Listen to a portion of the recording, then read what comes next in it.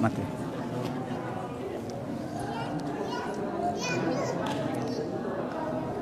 Cek cek. Cek cek.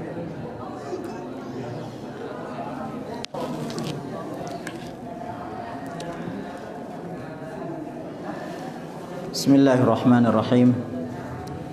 Alhamdulillah. Wassalatu wassalamu ala Rasulillah. Wala haula wala quwata illa billah. Rabbi shrah li sadri wa yassir li amri wahlul 'uqdatan min lisani yafqahu qawli. Assalamualaikum warahmatullahi wabarakatuh.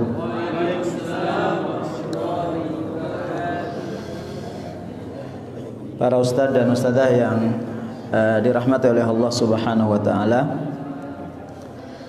melanjutkan kajian kita 2 pekan yang lalu, yang mana 2 pekan yang lalu kita menitik beratkan kepada salah satu metode pendidikan dan pengajaran Rasulullah sallallahu alaihi wasallam, itu dengan cara at-tadarruj, dengan cara bertahap, baik bertahap umur yang dimiliki oleh peserta didik maupun bertahap dalam menyampaikan. Maka ini bekal untuk antum terutama, ya, karena ternyata mendidik anak itu kalau persis seperti yang diajarkan oleh Rasul, yang diajarkan oleh para sahabat kepada umat, kemudian kita praktekkan, masalah itu tetap ada pasti, tapi hasilnya berbeda. Ya, saya punya anak 7, itu yang sudah dididik secara langsung, dalam arti banyak diajak ngobrol, itu kan 6. Ya, 1 sampai 6. Yang ke-7 ya sifatnya ikut-ikut, belum bisa ya diceramai sudah. Ternyata ilmu tentang pendidikan Islam begitu kita praktekkan itu hasilnya berbeda. Maka antum hafal betul, ya, cara memilih istri sudah selesai. Kemudian ketika istri hamil insyaallah sudah selesai. Itu antum nanti di kitab atau di surat Ali Imran, ya, wa idh qalat imra'atu Imran rabbi inni nazartu laka ma fi batni muharraran. Itu tahap hamil, ya. Kemudian tahap bagaimana setelah anak itu lahir, ya, apa yang dilakukan itu insyaallah sering kita singgung-singgung. Itu juga ada buku, antum kalau mau baca, judulnya Tuhfatul Maudud fi Ahkamil Maulud, karangannya Ibnu Qayyim Al-Jauziyah. Itu dari lahir, begitu lahir itu apa yang dilakukan, antum harus tahu. Terutama antum yang istri antum sekarang lagi hamil gitu ya, antum sudah kira-kira apa yang saya lakukan itu sudah antum catat. Antum yang belum nikah kira-kira memilih itu bagaimana? Bagaimana akad nikah? Itu yang belum. Kalau yang sudah, istri sudah hamil, bayi hamil yang baru 1 bulan, 3 bulan dan seterusnya, itu saat hamil itu apa yang harus saya lakukan? Begitu istri kita menjelang lahir, itu apa yang harus saya siapkan? Itu namanya ilmul hal. Kata Imam Syafi'i, ilmu yang paling baik pertama adalah ilmu Quran, ilmu Islam, yang kedua adalah ilmul hal. Ya, ilmu yang dibutuhkan sekarang. Nah, begitu anak kita lahir dari 0 sampai 2 tahun, itu adalah di mana anak itu hanya mendengar dan melihat dari orang tua. Begitu anak sudah mulai diajak ngobrol, bisa ngomong ba dan seterusnya, maka kata Rasulullah SAW, ajarkan pertama kali anak itu adalah ucapan la ilaha illallah. Itu tahapannya, itu namanya tadarrujnya, itu seperti itu. Jangan sampai ngajarin la ilaha illallah itu sudah dewasa baru diajarin la ilaha illallah. Pertama kali dia dengar lafaz syahadat, lafaz azan dan qomat dalam satu riwayat. Kemudian yang kedua itu adalah ketika anak sudah mulai diajak bisa bicara, bisa mengucapkan huruf dan bisa mengucapkan kalimat, maka ajarkan la ilaha illallah. Jangan hanya diajarkan mam, mam, mam, mam. Yang ada di pikiran anak akhirnya apa? Makan terus. La ilaha illallah, la ilaha illallah, walaupun hanya baru bicara la dan seterusnya. Begitu nanti anak umur 5 tahun, anak saatnya sudah mulai berinteraksi dengan dunia luar. Maka umur 5-6 tahun itu anak diajak ke masjid yang laki-laki. Jadi dari 0 sampai 5 tahun tuh anak banyak di rumah. Jangan baru umur 3 tahun 4 tahun karena sibuk anak dititipin ke orang. Ada buku bagus tentang tarbiyatul aulad fil hadits syarif. Pendidikan anak dalam hadis itu disebutkan oleh pengarangnya. Salah satu kesalahan fatal orang tua adalah menitipkan anak di bawah 6 tahun. 6 tahun sudah dititipkan ke anak dan sekarang lagi laris di Jakarta.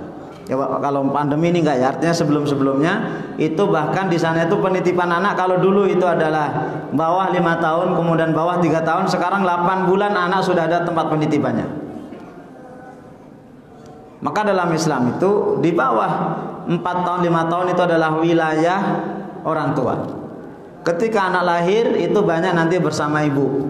Begitu si istri kita itu ngelahirin lagi, ya ngelahirin lagi berarti anak yang kedua, maka anak yang pertama harus pindah ke bapak agar tidak kehilangan kasih sayang. Makanya kadang-kadang kita lihat ada kakak cemburu sama adiknya karena ibu tidak bisa berbagi, ibu fokus ke anak yang kedua nyusui dan seterusnya. Anak pertama merasa itu dirampas, maka kehadiran ayah di sini sangat penting. Ya. Kemudian begitu anak umur 5-6 tahun, anak dibawa ke masjid. Karena anak itu di bawah umur-umur itu hanya baru bisa ikut. Begitu anak umur 7 tahun, agak dikerengin masalah sholat.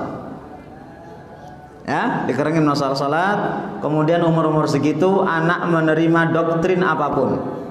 Dia belum bisa membedakan benar salah, belum bisa membedakan baik atau tidak baik, maka masukin semua doktrin-doktrin ke anak-anak dan sifatnya diulang-ulang. Maka umur-umur segitu, umur 8-9 tahun, Rasulullah ketika berboncengan dengan Abdullah bin Abbas, ya, beliau mengatakan, ya gulam, ihfazillaha yahfadka, ihfazillaha tajid tujahaka. Dalam riwayat yang lain tajid amamaka. Coba antum kalau anak antum umur 7 tahun, nak jagalah Allah. Allah pasti menjagamu. Ya, jagalah Allah, pasti kamu akan menemukan Allah di hadapan kamu. Itu pasti anak-anak kita bingung, nggak paham maksudnya apa. Ya gimana nggak paham? Orang tuanya aja nggak paham. Ya. Begitu anak umur 10 tahun, lakukan pertama, pisahkan rumah tangga tempat tidur. Laki-laki dengan laki-laki, perempuan dengan perempuan. Ya, wa fariquhum fil madaji. Dipisah. Kemudian anak sudah waktunya untuk dikerasi kalau belum mau sholat. Ya, cara ngerasinya itu adalah dinasihati dulu, kemudian ya di kesepakatan. Ya, nanti kalau nggak sholat, saya sering kesepakatan sama anak saya, Hamud. Itu gimana? Apa cara bangunnya dikelitikin atau disiram pakai air atau dicubit atau di apa? Nah, itu umur 10 tahun. Begitu nanti umur anak di atas 10 tahun, terutama umur 12 tahun, anak sudah siap dilepas untuk keluar. Terutama ketika anak-anak itu atau orang tua itu sudah habis ilmunya, diserap oleh anak-anak mulai dari 2 tahun sampai 12 tahun. Maka kalau antum mau mondokin anak, itu paling pas adalah SMP. Usia SMP. Ya, usia SMP.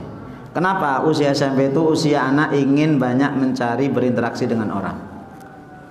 Itu ya, itu tadarus secara umur. Nah, tadarus secara ilmu kemarin sudah kita sampaikan apa yang harus pertama kali ditanamkan kepada anak-anak, kemudian bagaimana caranya.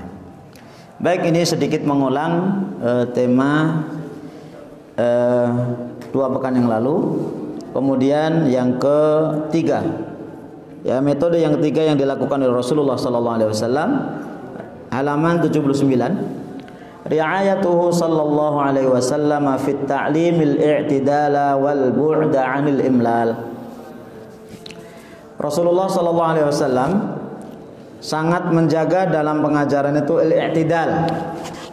I'tidal itu keseimbangan. Seimbang, moderat, tidak berlebih-lebih. I'tidal dari kata-kata adl. Adl itu tidak condong kemanapun. Artinya ya seimbang. Wal bu'da 'anil imlal, dan jauh dari kebosanan. Rasulullah SAW sebagai gurunya para guru itu memberikan perhatian yang sangat besar dalam mendidik adalah bagaimana pendidikan itu tidak membosankan dan pertengahan, tidak terlalu longgar dan tidak terlalu ketat, tidak terlalu membebani tapi juga tidak terlalu meremehkan. Wa kana sallallahu alaihi wasallam yata'ahhadu awqata ashabihi wa ahwalahum fi tadhkirihim. Sungguh Rasulullah sallallahu alaihi wasallam sangat menjaga waktu para sahabat.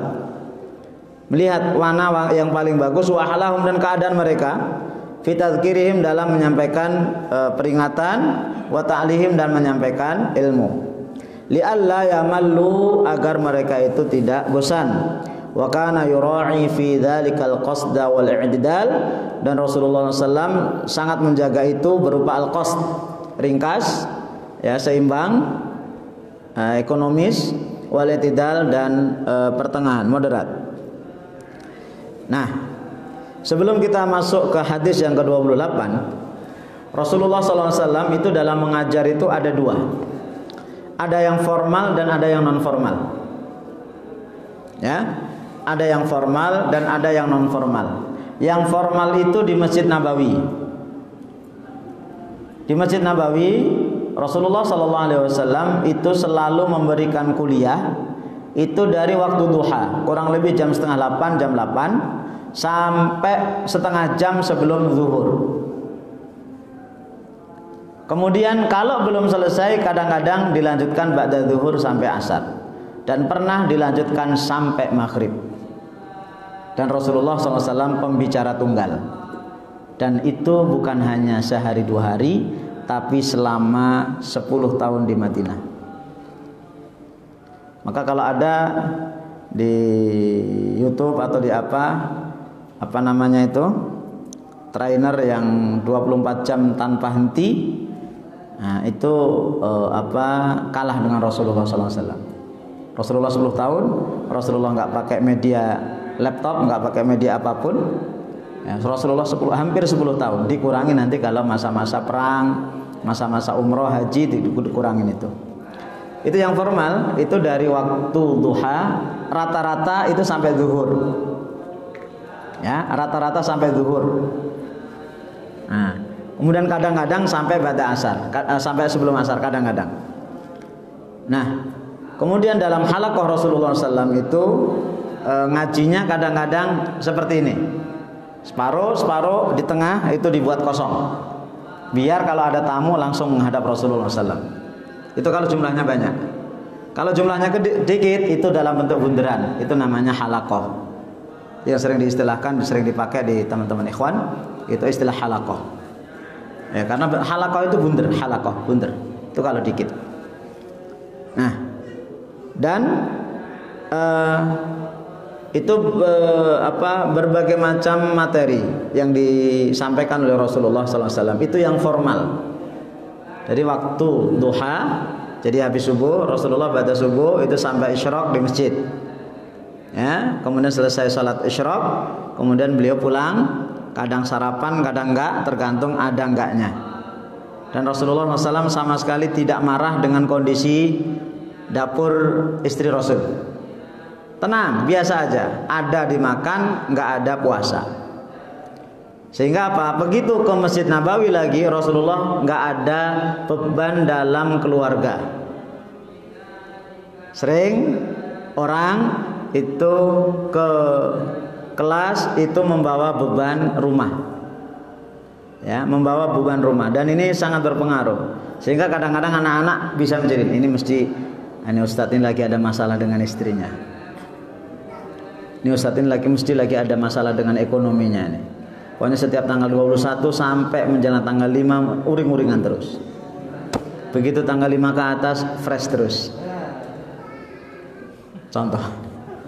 Ini contoh. Ini Rasulullah itu sebelum masuk itu fresh beliau, sarapan. Kemudian lanjut nanti sampai menjelang zuhur. Kurang lebih 20 menit sebelum adzan zuhur berhenti, Rasulullah pulang, Rasulullah qailulah. Ya, Rasulullah qailulah, ba'da zuhur kadang-kadang dilanjutkan, kalau memang diperlukan, kadang-kadang Rasulullah keliling Madinah.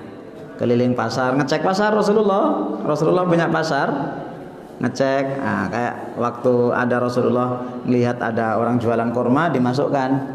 Nah, ini ngecek, istilahnya apa, sidak, inspeksi mendadak, gitu ya. Oh ini kurma basah, kurma kering, kenapa dicampur dan seterusnya.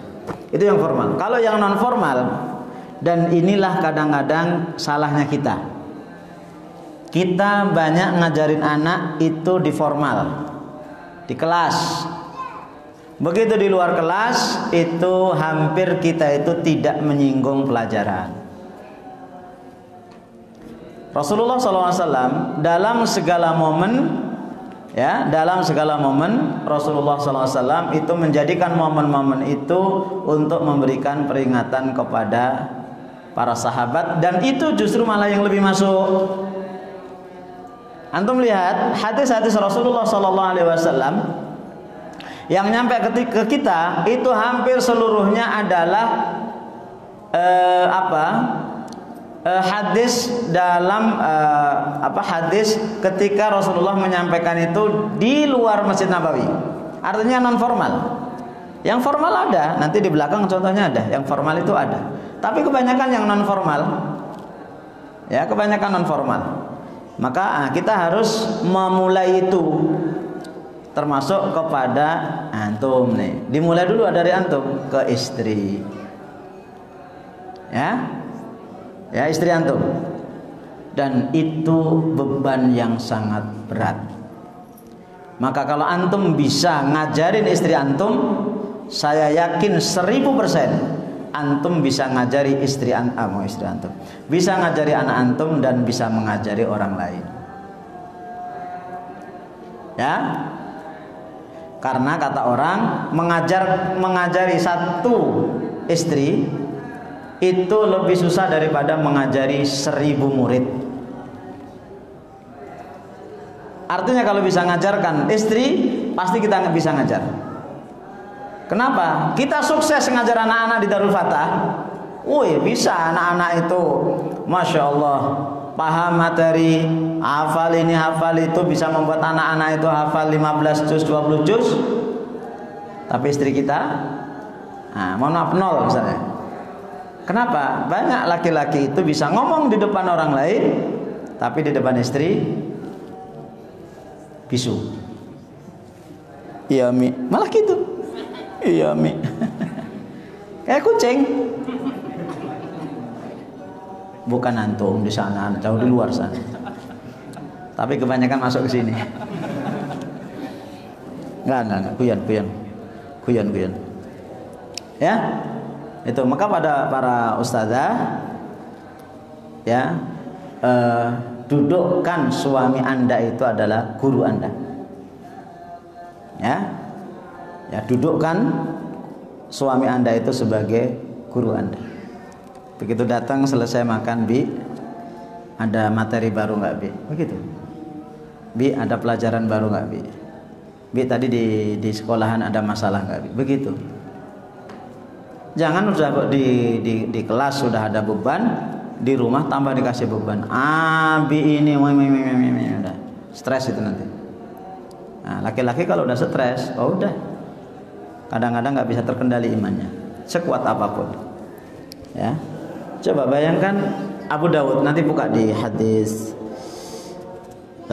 Sunan Abi Dawud ya, Sunan Abi Dawud. Ya, Apa kata Ummu Darda? Ya. Ya, apa kata Ummu Darda? Haddatsani Sayyidi Abu Darda. Darda itu nama anaknya, perempuan cantik, maka disebut Abu Darda, Ummu Darda. Haddatsani Sayyidi, tuanku, suamiku bernama Abu Darda. Haddatsani, telah menyampaikan hadis kepadaku. Ya, dan bukan haddatsana. Ingat antum dalam ilmu mustalah hadis, dulu antum di semester 4 udah belajar kan mustalah hadis? Kalau haddatsani itu kedudukannya lebih tinggi daripada haddatsana. Karena kalau haddatsani itu berarti berdua aja. Kalau haddatsana berarti di depan umum. Dan ini haddatsani berarti hanya mereka berdua, antara Ummu Darda dengan Abu Darda. Ya, haddatsani sayyidi. Ya, tuanku dan itu suamiku memberikan hadis kepadaku. Apalagi antum para ustadz yang jago tahsin, ajarin istrinya itu. Ha. Ini loh ha itu di sini loh yang sifatnya itu apa namanya hamas. Masya Allah. Itu antum tambah luar biasa itu. Nah, praktekin. Yang biologi ngajarin biologi apalah begitu. Jangan diem aja. Pokoknya kaitkan semua materi itu tentang materi itu dengan cinta. Bisa itu. Kaitkan semua materi yang antum punya itu dengan cinta. Tapi istri antum apa? Kimia. Yang ini ada min dengan plus. Itu ternyata bertemu misalnya. Begitulah aku plus kamu min. Iya.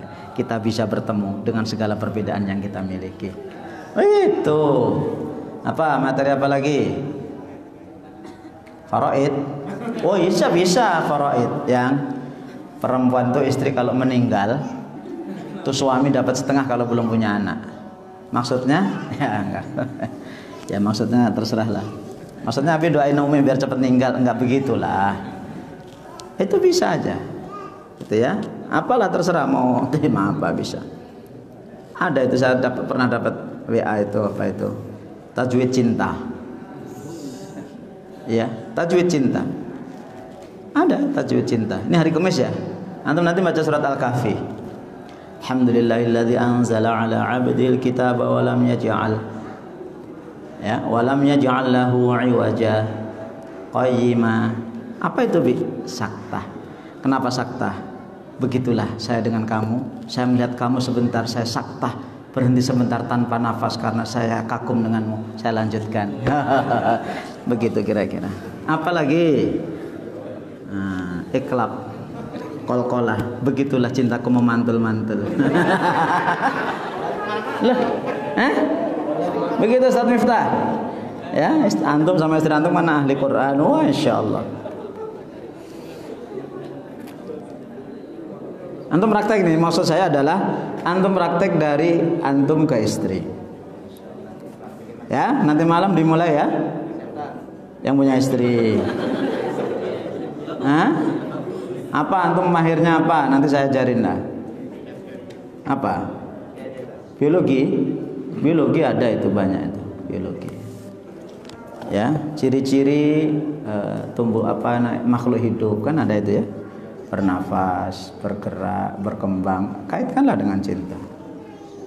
Dan cintaku kepadamu yang itu adalah seperti makhluk hidup yang selalu berkembang dan bernafas serta bertambah besar. Apalagi? Bukan gombali Ustaz Iwan. Dah, ya. Baik. Kita kenapa nyampe sana ya? Baik, langsung kita lihat. Intinya istri, suami. Kalau sudah nanti anak akan ikut-ikutan. Habis itu baru keluar. Karena orang yang sukses di dalam rumah, catat baik-baik. Orang yang sukses di dalam rumah pasti sukses di luar rumah. Orang yang sukses di luar rumah belum tentu sukses di dalam rumah. Nah, buat status. Dan yang kita ingin sukses luar dalam, gitu. Rawal Bukhari fi sahihihi, Imam Bukhari meriwayatkan dalam kitab sahihnya fi kitabil ilmi.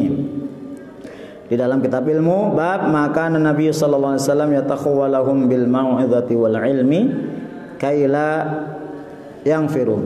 bab tentang bagaimana Rasulullah SAW yatakhawwal itu artinya menjaga betul, bil mau'izah, dengan mau'izah, wal ilmi, dan ilmu, apa, kaila yang firu, agar mereka tidak lari, agar mereka tidak bosan, tidak pergi. Wa kadzalika Muslim dalam sahihnya fi bab al-iqtisad fil mau'izah, ya, keseimbangan dalam memberikan mau'izah, memberikan wejangan. Wal lafdhu lahu, dan lafadznya lafadz Muslim, anil A'mash, dari A'mash, an Syaqiq Abi Wa'il. A'mash itu tabi'in, Syaqiq Abi Wa'il itu sahabat. Qala, dia mengatakan, kunna julusan 'inda babi Abdillah. Contoh, kunna, dulu kami pernah julusan, duduk 'inda babi Abdillah. Ya, bedakan antara qu'ud dengan julus. Bedakan antara jalasa dengan qa'adah. Al-Quran itu selalu menggunakan duduk itu dengan qa'adah. Dan kata-kata jalasa itu hanya satu, ya ayyuhalladzina amanu idza qila lakum. Nah, itu, ya. Kalau qa'adah itu duduk untuk santai, untuk istirahat. Ya, qa'adah. Kalau jalasa itu duduk untuk ngambil waktu, ya istirahat, tapi bukan untuk kemudian tidur, bukan.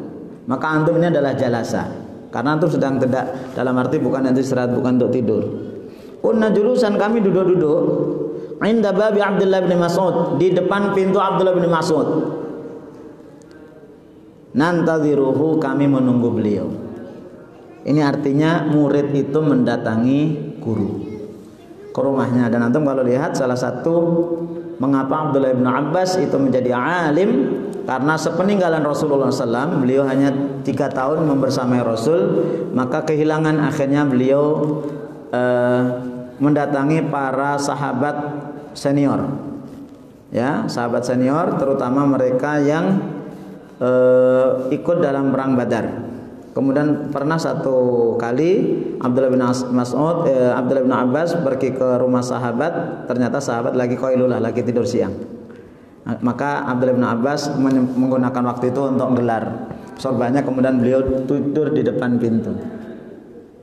Nah, begitu bangun, kaget sahabat ini, ya Allah, engkau ini adalah kemenakannya Rasulullah, kenapa engkau ngutus orang aja ke sini? Enggak, saya yang butuh ilmu. Nah, ini juga Abdullah bin Mas'ud itu duduk di depan pintu, para sahabat atau para tabi'in itu duduk di depan pintu Abdullah bin Mas'ud. Nantadhiru, kami nunggu. Famarra bina Yazid bin Muawiyah An-Nakhai. Nah, begitu kami duduk itu, lewatlah Yazid bin Muawiyah An-Nakhai. Faqulna, kemudian kami katakan, a'limhu bimakanina. Kasih tahu Abdullah bin Mas'ud dengan tempat kami. Artinya kalau kami itu nunggu, karena mereka sungkan. Mereka itu sungkan. Ini memang waktunya tidur. Nah, kalau kita santri begitu datang ke rumah Ustaz waktunya tidur, Waalaikum,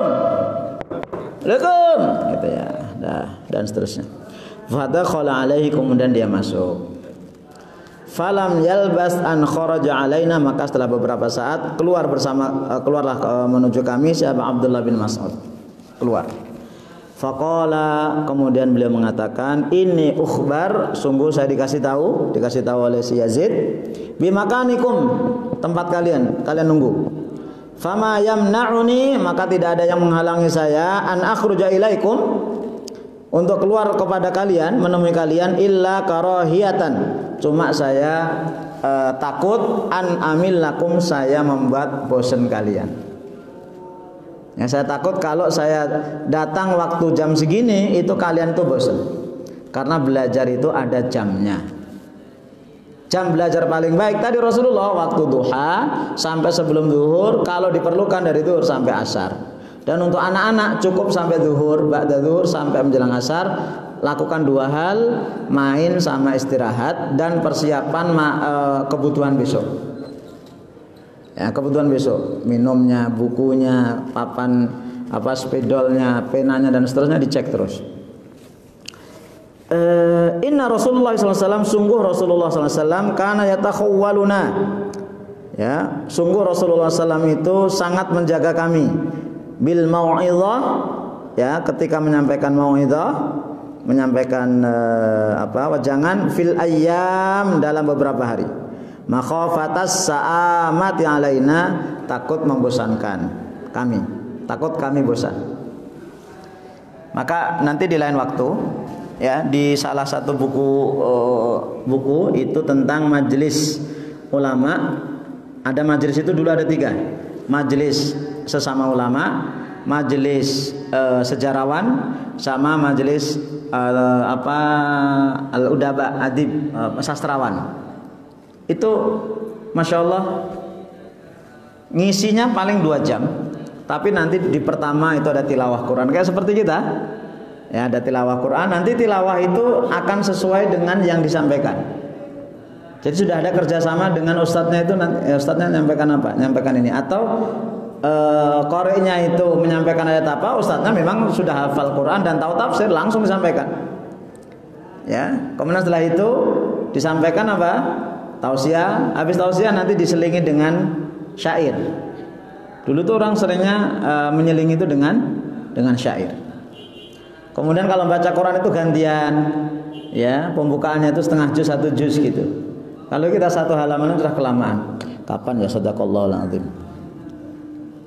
Ya. Itu yang ke-28. Dan dulu orang itu kalau biar tidak bosen, itu bukan lari dari ilmu. Kadang-kadang orang ngambil hadis ini nggak salah. Agar tidak membosankan, maka anak-anak diberi energizer, apa itu namanya? Selingan itu apa namanya? Intermezzo. Kalau kami dulu menyebutnya energizer, menambah energi. Itu dengan berbagai macam. Contohnya, mohon maaf, tepuk tangan. Kemudian yang kedua nyanyi-nyanyi, ya. Kemudian yang ketiga ya, misalnya suruh buka HP dulu sebentar, ya, barang 4-5 jam itu biar nggak bosan. Itu Rasul, para sahabat, ulama itu kalau rehat, kita rehat sejenak, begitu. Kata Karni Ilyas, itu tidak lari dari ilmu. Rehatnya apa? Mereka itu saling berbalas syair. Antum bisa itu saling berbalas pantun. Itu mengasah otak pantun itu. Karena untuk membuat kata-kata itu butuh waktu. Nah, antum kalau bisa berbalas pantun, tapi antum harus nyiapin dulu di rumah itu pantun dulu. Gimana caranya? Buka Mbah Google lah kalau nggak bisa. Ya kalau bisa, pantun kita. Ayo kita berbalas pantun dulu. Tentang tema kita hari ini adalah tentang biologi, ya, tentang fisika. Dicampur aduk lah, terserah gimana itu. Ada 2 menit selesai. Nah, yuk, anak-anak senang pantun. Dan antum senang pantun. Dan ciri orang yang romantis itu bisa pantun. Antum latihan. Apa aja terserah. Ya, bukan gombali Satiwan. Bukan gombali. Ya pantun sederhana aja. Mau ala jarjit yang langsung 2 kata langsung jawab boleh. Ya, kalau susah ya pakai itulah. Ya. Saya pernah itu kan. Apa ini? Ya bikin pantun aja, spontanitas. Waktu itu saya siapa pakai kain batik, mungkin pernah saya sampaikan ke antum. Saya tanya kepada istri, Neng, baju batik berapa harganya? Kata istri, ya nggak tahu lah, Bi, itu bukan punya Umi, katanya. Umi kan, istri kan nggak punya batik. Enggak, maksud Abi itu baju batik berapa harganya, itu maksudnya Umi cantik siapa yang punya, saya bilang gitu. Diam dia. Oh, udah gitu aja Satiwan. Nanti kalau awal bulan nggak minta duit lah istri kita itu. Nanti Sri Anto akan jawab dari Ustaz Afi kan. Masya Allah. Cari yang lain lah, cari yang lain. Kadang-kadang pernah saya cuma istri saya itu nggak senang nyanyi. Kadang-kadang saya nyanyi tapi nggak ditanggapi. Oh, istri saya nggak senang nyanyi. Nyanyi Nak Roma itu loh. Yang cantik siapa yang punya itu kan. Loh, kalau untuk istri boleh itu, siapa yang nggak boleh? Cuma kalau udah sama istri orang nggak boleh ya. Pendungnya antum nanti. Warawal Bukhari, Imam Bukhari meriwayatkan aidan fi kitabil ilmi bab ilmu, babu man ja'ala li ahli ilmi ayyaman ma'lumatan.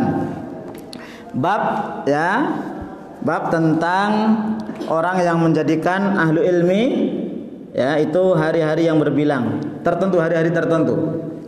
Ya. Wa Muslim dalam bab yang sebelumnya. Wa lafdhu minhuma, dua-duanya berarti antara Muslim dengan Bukhari sama lafadznya. An Mansur bin An Syaqiq Abi Wa'il. Ya. Sama, ya sama. Kan Abdullah yudzakirun nasa fi kulli khamis. Ya, Abdullah Ibn Abbas, Abdullah Ibn Mas'ud itu punya majelis yudzakirun nas dalam rangka untuk mengingatkan manusia, memberikan peringatan fi kulli khamis, setiap hari Kamis. Alhamdulillah kita ini seperti pengajiannya Abdullah bin Mas'ud. Masya Allah. Di Irak sana, di Baghdad. Itu punya majelis setiap hari Kamis, cuma dari ba'da zuhur sampai asar. Ya, 3 jam. Kita separuhnya lah, 1,5 jam, nggak apa-apa. Setiap hari Kamis. Faqala lahu rajul, kemudian ada orang yang mengatanya, ya Abu Abdurrahman, wahai Abu Abdurrahman. Ibnu Mas'ud punya anak namanya Abdurrahman, kunyah Abdullah bin Mas'ud. Dan mereka tidak melihat Abdullah bin Mas'ud itu sebagai sahabat yang terkurus dari semua sahabat. Ibnu Mas'ud itu sahabat yang paling kurus. Kakinya itu kayak cutek itu. Kayak lidi gitu, saking kecilnya itu. Beda dengan Abdullah bin Abbas. Abdullah bin Abbas itu orangnya gede, tinggi, putih, ganteng. Maka nanti ada buku judulnya Al-Ulama Ussiman, ulama-ulama yang gemuk. Nah, yang gemuk-gemuk antum ambil buku itu. Nah, ini tapi mereka ulama. Tapi rata-rata sahabat itu kurus. Itu Ibnu Mas'ud itu sangat kurus sekali. Sangat kurus sekali. Dan mereka nggak lihat Ibnu Mas'ud. Ya, inna nuhibbu hadisaka wa nashtahihi. Wahai Abu Abdurrahman, kami sangat senang dengan hadisaka, dengan ceramah engkau. Wa nashtahihi, dan kami bersyahwat. Syahwat itu apa? Menyukai.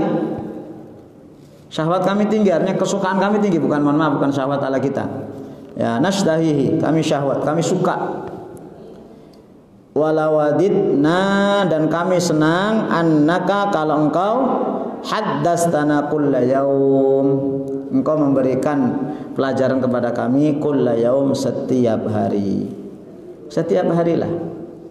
Ya, faqala, kemudian Ibnu Mas'ud mengatakan, ma yamna'uni, tidak ada yang mencegahku, anu haddisakum, ya, agar saya itu memberikan pelajaran kepada kalian, illa karahiyatan, kalau illa karahiyatun, kecuali karena karahiyah itu artinya enggak senang, makruh, an umillakum, saya membosankan kalian, saya enggak mau.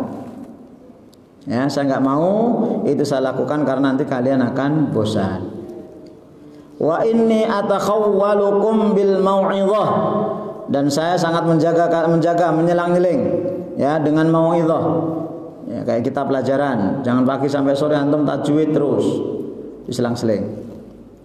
Kama kana Nabi sallallahu alaihi wasallam, sebagaimana Rasulullah sallallahu alaihi wasallam yatakhawwaluna biha, ya, menjaga mau'izah itu makhafatas sa'amati alaina, khawatir kalau bosan. Ya, khawatir bosan. Nah, jadi dua hadis ini mengajarkan kepada kita bagaimana satu menjaga waktu yang paling baik. Ya, waktu yang paling baik belajar, dan ini insya Allah sudah kita praktekkan. Ada waktu belajar, ada waktu menghafal, ada waktu murojaah, ada waktu macam-macam. Ya, itu waktu belajar sebagaimana contoh Rasul itu adalah dari waktu duha. Waktu duha itu jam 7:30 sampai menjelang zuhur Rasulullah istirahat. Tapi antum jangan ngambil istirahatnya, nanti langsung usul ke Ustaz Hadi. Ustaz Hadi, kata Ustaz Hafi, menjelang zuhur qailulah. Betul, Rasulullah itu qailulah, enggak salah. Karena Rasulullah itu qiyamul lailnya itu dari tengah malam sampai menjelang subuh. Ya, sampai menjelang subuh. Nah, kemudian pada zuhur dilanjutkan. Nah, habis itu pada asar jangan ada lagi matahari. Bahkan kalau untuk anak-anak itu ada waktu sebentar untuk bermain. Bermain itu hanya untuk melepas kebosanan, bukan dalam rangka untuk belajar. Ya, jangan dicampur aduk antara belajar dengan bermain. Termasuk juga antum nanti punya anak juga begitu. Ya, dibagi waktu-waktunya. Kemudian nanti ada saatnya istirahat, ada saatnya libur. Nanti Rasulullah 3 bulan ngasih pelajaran, nanti sebulan pergi perang. Begitu pulang perang, belajar lagi 4 bulan, perang lagi, pulang, perang lagi, habis itu dagang, terus begitu, berulang-ulang. Sehingga apa? Tidak membosankan. Saya kadang-kadang mikir lama itu, terutama kepada generasi awal dan hidupnya sampai terakhir, yaitu Abu Bakar, Utsman, dan Ali.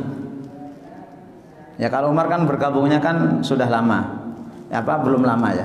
Ini Abu Bakar, Utsman, sama Ali terutama bertiga, itu kan sejak awal dakwah bergabung bersama Rasul.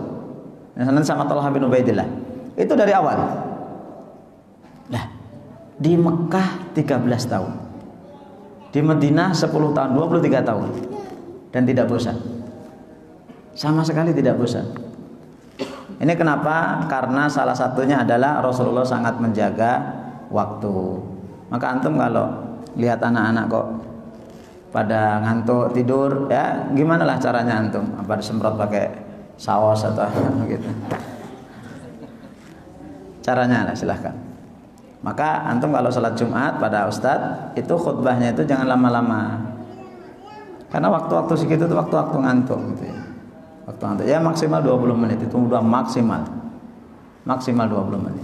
Saya pernah dikelui oleh seorang jamaah itu jam 1 kurang 10 itu baru selesai khutbah, padahal sholat itu jam 12 lewat 5 waktu itu. Itu bisa bayangkan 50-40 menit loh itu khutbah. Baca lagi khutbahnya. La haula wala quwata illa billah. Baik. Kemudian yang ke hadis ke-30. Hadis yang ke-20.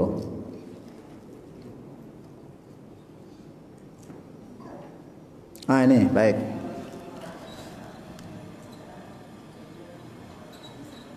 Ini antum baca di takliknya, di hamish itu footnote di bawah itu. Qala al-Hafidz Ibnu Hajar fi Fathil Bari, Ibnu Hajar Al-Asqalani, yang karena Ibnu Hajar itu ada 2, Ibnu Hajar Al-Asqalani dan Ibnu Hajar Al-Haythami, yang satu Syafi'i, yang satu Hambali. Yustafadu min hadzal hadis, ya, bisa diambil faidah dari hadis ini. Ya, hadis tadi hadisnya Abdullah bin Mas'ud, istihbabu tarkil mudawamah. Ya, dianjurkan untuk meninggalkan berterus menerus fil jiddi, dalam keseriusan. Jadi jangan serius terus, jangan sungguh terus. Fil amali soleh, dalam beramal soleh. Khasyatal malal, karena khawatir bosan. Khawatir bosan. Maka seorang sahabat namanya Abdullah ibnu Amr bin As, itu sahabat yang jarak antara anak dengan bapaknya hanya 11 tahun. Amr bin As umur 11 tahun sudah punya anak. Kalau bisa antum bisa begitu. Dan ini laki-laki, kalau perempuan wajar, ini laki-laki. Nah, nanti Abdullah masuk Islam dulu, baru bapaknya Amr bin As. Itu beliau tuh ahli ibadah, sampai istrinya itu ngeluh dengan ibadahnya Abdullah. Ya, mungkin jarang gaul atau apalah ya, jarang hubungan badan gitu ya. Kemudian ditegur oleh Rasulullah. Kata Rasulullah, kalau kamu puasa sebulan itu 3 hari saja. Karena dia puasa terus 3 hari saja. Kata beliau, saya kuat ya Rasul. Ya sudah, kalau 3 hari lebih kamu kuat, puasalah Senin Kamis. Saya kuat ya Rasul. Kata beliau, ya kalau memang kuat, puasalah Daud. Saya kuat, lebih kuat dari itu ya Rasul. Tidak ada yang lebih baik daripada puasa Daud. Puasa enggak, puasa enggak. Ya mirip antum dan ana lah. Hari ini enggak puasa, besok makan. Kemudian Rasulullah kalau mau mengkhatamkan Quran itu 1 bulan. 1 bulan khatam. Saya kuat ya Rasul, 1 pekan. Saya kuat ya Rasulullah, maksimal 3 hari khatam. Jangan lebih dari 3 hari. Karena kalau khatam lebih dari 3 hari, artinya kurang dari 3 hari, sehari 2 hari, la yaqil, berarti dia tidak berakal, dia tidak memikir-mikir, dia tidak mentadaburinya. Maksimal berarti sehari 10 juz. Dan itu dilakukan terus sampai tua. Begitu udah tua, apa kata Abdullah? Coba dulu waktu saya ditawarin Rasul itu saya ngambil yang paling ringan. Begitu tua, karena memang beliau komitmen dengan pilihan itu. Akhirnya beliau, ya Allah, dulu kalau saya coba puasanya yang Senin Kemis saja, kayak Ibnu Abbas itu puasanya aja Senin Kemis terus beliau. Senin Kemis saja coba enak gitu ya. Nah, terus coba tilawah Quran itu paling enggak ya sepekan lah, enggak usah 3 hari, sepekan aja khatam gitu. Nah, itu artinya apa? Perbuatan baik sekalipun itu kadang-kadang membosankan. Nah, maka ketika perbuatan baik itu membosankan, pindahlah ke perbuatan yang baik yang lain. Jangan pindah untuk berbuat yang tidak baik. Bosan Ustaz tilawah Quran, coba ngedugem gitu ya. Biar nggak bosan Ustaz. Apa dugem itu masalah hati. Ustaz, Masya Allah Ustaz, masa tiap hari tilawah Quran ini? Coba buka CCO dan apalah itu. PHB, apa itulah. Ada dengar aja saya dari orang-orang itu. Biar nggak bosan Ustaz. Ustaz ini kan Ar-Rasul Mu'alim, gantilah novel apa yang cerita dewasa. La haula wala quwwata illa billah. Baik. Maka yang ke-30 warwal Bukhari wa Muslim aidan al-awwal fi kitabil ilmi babu makan Nabi sallallahu alaihi wasallam yataqawalu bil mau'izah kai la yaghfiru, sama tapi redaksi yang lain. Wasani fi kitabil jihad, yang kedua kitab jihad. Nah tadi biar tidak malal. Wa in kanatil muwadzabatu matlubatan, walaupun terus menerus itu adalah sangat dianjurkan. Walakinna lakismaini, tapi dibagi jadi 2. Imma kulla yaumin ma'adami takalluf, setiap hari tapi tidak membebani. Nah, antum nanti evaluasi di SMP itu jam 7 sampai asar itu kira-kira membuat anak bosan dan stres apa enggak? Silakan antum evaluasi. Wa imma yauman ba'da yaum, ya hari kosong, hari terus hari kosong. Nah, sekarang 8 bulan banyak kosong dan hanya daring atau darling itu, ya. Fayakunu yaumun at-tark, ada saatnya libur li ajli ar-rohah, istirahat. Wa yakhtalifu bi ikhtilafil ahwal wal ashkhas, itu tergantung kondisi dan seseorang. Gitu ya. Yang penting stabil. Wasani, dan yang kedua adalah fi kitabil jihad, dalam kitab jihad. An Anas bin Malik radhiyallahu anhu, an Nabi sallallahu alaihi wasallam Rasulullah sallallahu bersabda, termasuk Anas bin Malik. Anas bin Malik itu adalah pembantu Rasulullah yang cukup lama, dan semua pembantu Rasul itu betah. Itu bisa bayangkan. Begitu Rasul datang, ibunya Ummu Sulaim ya, itu nyerahkan Anas bin Malik. Ya, kemudian ya Rasulullah, para sahabat itu nyerahin rumah, nyerahin harta, nyerahin apa, saya nggak punya apa-apa. Saya hanya punya anak ini, umurnya 10 tahun, ini saya serahkan, tolong jadi pembantu engkau. Dan selama 10 tahun Anas bin Malik itu dan tidak ada gajinya. Gajinya itu doa. Gajinya itu cuma doa. Antum kira-kira kalau punya pembantu, terus Bu silakan kerja di rumah saya, terus gajinya berapa Bi? Doa. Sana bungkus tuh doa. Nah itu betul.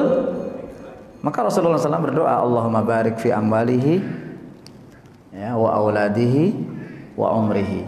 Ya Allah, berkahilah Anas bin Malik ini, umurnya, anak turunannya, dan hartanya. Tiga-tiganya itu dikabulkan oleh Rasulullah, mohon maaf, oleh Allah Subhanahu wa taala selepas Rasul wafat. Maka Anas bin Malik termasuk sahabat yang umurnya paling panjang, 103 tahun. Kemudian anaknya paling banyak 106. Antum jangan bayangin yang enggak. Saya punya kawan itu orang Makassar. Waktu itu anaknya udah 25. Ya, nggak usah diterusin. Terus yang ketiga, dan Anas bin Malik adalah orang yang sangat kaya sekali. Maka nanti di akhir menjelang meninggal, beliau itu sudah nggak kuat lagi puasa. Maka beliau setiap awal Syawal ngumpulinlah 30 fakir miskin, dijamu, kenyang. Dah selesai fidyahnya. Begitu. Dan Anas bin Malik begitu selesai khatam, begitu selesai surat An-Nas, dikumpulin keluarganya, syukuran. Dan itu yang belum ana temukan di antum-antum, kok nggak pernah ngundang ana untuk khataman gitu. Potong tumpeng gitu. Ana nunggu kapan kok nggak ada. Ustaz, kami udah syukuran, alhamdulillah ada khataman selesai 30 juz. Tolong Ustaz datang ke rumah untuk ya sekedar ya makan-makan lah sederhana Ustaz. Cuma ada cumi, ada dendeng, ada udang gitu. Itu khataman itu nggak masalah, bukan bid'ah. Khataman itu bukan bid'ah. Biasa aja khataman. Paling enggak istri antum lah, antum aja itu kalau antum selesai khataman, bukan hafal 30 juz loh ya. Baca dari Al-Fatihah sampai An-Nas. Kita rayakan Nabi khataman, alhamdulillah. Kemana lah ya, enggak usah mahal-mahal bebek selamat. Nah, misalnya bebek selamat, makan. Ya. Udah, antum aja istri antum itu. Begitu bayar, ya Allah, dompet Abi ketinggalan. Terus Umi lah yang bayar. Baik. Ya, itu. Jadi Anas itu enggak bosen menjadi pembantu Rasulullah 10 tahun. Nanti ada lagi yang unik. Rasulullah punya pembantu. Rasulullah itu pembantunya itu ada 5. Itu namanya Rabi'ah bin Ka'ab al-Aslami al-Ansari. Itu yang ngurusin air-air untuk Rasulullah itu beliau. Ya untuk ke kamar mandi dan seterusnya beliau. Nanti kalau wudu, termasuk wudu, kadang-kadang Abdullah bin Abbas itu Rasulullah itu tanya, "Sal." Begitu selesai melayani kata Rasul, "Sal, kamu minta apa?" Coba antum yang punya pembantu panggil. "Mbah, Bu, badhe nyuwun apa?" Mau minta apa kok bahasa Jawa saya? Mau minta apa? Biasanya pembantu minta apa? Enggak, ini hubungannya baik. Dah kamu minta terserah mau minta apa. Biasanya pembantu minta apa? Gajinya naik, ya dah? Ya kemarin kan sebulan Nabi kan ngasih 700.000. Ya sekarang ini minimal ya standar upah minimal regional lah katanya. Itu kan ada undang-undang hak cipta kerja. Diambil terserah. Ya berapa? Ya minimal 2,5 juta lah. Oh ya baik. Itu pembantu sekarang. Pembantu sekarang. Nah, terus ini kata Rasulullah itu, "Sal, dah kamu minta apa terserah." Coba. Yang nawarin ini Nabi loh. Doanya dikabulkan oleh Allah. Coba kalau antum Jokowi ke sini, antum minta apa?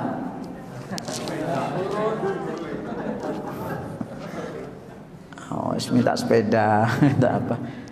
Ini Masya Allah. Apa kata Rabi'ah? "As'aluka murafaqataka fil jannah." Saya bisa menemani engkau di surga ya Rasulullah. Berarti pertama pembantunya itu betah dengan majikan. Yang kedua pembantunya ini seleranya selevel majikan.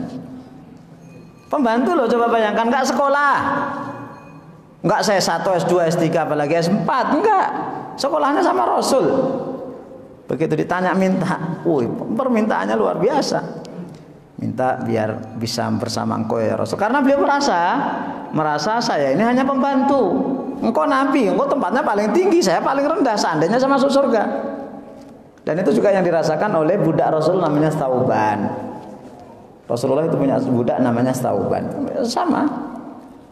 Nah, kata Rasulullah, "Apa ghairu dzalik?" Minta yang lain enggak? Apa coba? Mintalah yang lain apa terserahlah. Udah cukup itu aja ya Rasul. Lalu Rasulullah ngasih tik, fa'inni ala nafsika fi kathrati sujud, kalau begitu banyak-banyaklah kamu sujud, gitu ya. Kenapa ngomong begitu? Ingat di pertama, ya, ingat di pertama apa? Metode pendidikan Rasul menjadi contoh dan teladan. Mengapa begitu? Karena Rasulullah memang sering sujud, layak gitu. Maka pembantunya, oh iya Rasulullah aja sering sujud, ya saya ikut sujud. Itu antum nyuruh pembantu, Bu baca Quran. Alah, Abi Umi ini enggak pernah megang Quran kok nyuruh saya. Begitu. Dan para sahabat atau pembantu tahulah kesehariannya Rasulullah SAW yang itu akhirnya sampai ke kita. Baik. Apa kata Rasulullah? Yassiru, permudahlah. Ya, permudahlah. Ya, permudahlah. Tapi jangan menjadikan hadis ini menjadi apa-apa dipermudah, enggak. Maksudnya itu jangan berbelit-belit. Ya, wala tu'assiru, dan jangan dipersulit. Basyiru, berikan kabar gembira. Wala tunafiru, jangan nakut-nakuti dan membuat mereka lari. Nafarat, lari. Ya. Saya pernah membaca hadis ini di sebuah ujian, jawaban ujian. Nggak tahu itu apakah saya atau siapa, yang telah saya pernah baca di DF kalau nggak salah. Itu di akhirnya ditulisan yassiru wala tu'assiru, basyiru wala tunafiru. Bagus juga hadisnya. Kalau saya selalu kalau ujian itu selalu di bawah itu, di atas itu ada tulisannya awash ada Allah. Selalu begitu.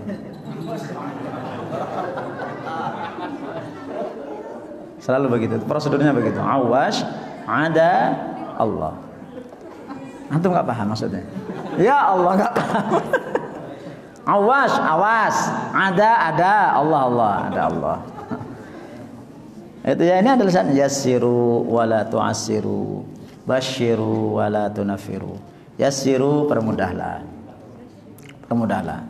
Permudahlah itu artinya ya jangan dipersulit. Bab belajar, maksudnya bab belajar. Walaupun kadang-kadang sifat itu ada, saya bukan kadang-kadang, sering. Ya sering. Kalau saya terus terang aja sering. Entah masalah masuk, entah masalah ujian dan seterusnya. Itu ada tipe orang yang betul-betul yassiru, dia mudah lihat jawabannya bagus 9. Ya Ustaz, besok temanya apa ujiannya tentang apa? Bab 5 lah, hadis ke-5 udah hafal. Nah itu terlalu mempermudah kalau menurut saya. Dan Ustaz memang harusnya begitu Ustaz, yassiru wala tu'assiru, permudah Ustaz. Nanti ada lagi dalil, siapa yang mempermudah urusan dunia, urusan kaum muslimin di dunia, Allah akan permudah di akhirat. Ustaz, bukankah Allah aja sudah membocorkan soal alam kubur untuk kita? Masa Ustaz nggak berani membocorkan ujian katanya? Ya. Boleh juga.